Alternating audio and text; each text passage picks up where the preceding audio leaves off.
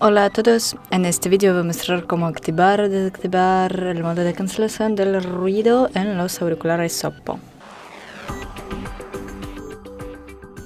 Los auriculares deben estar colocados en los oídos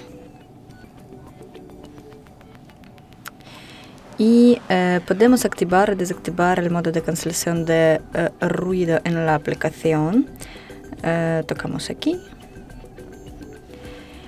Y también activar o desactivar, podemos activar o desactivar el modo de cancelación de ruido manteniendo presionado el auricular derecho.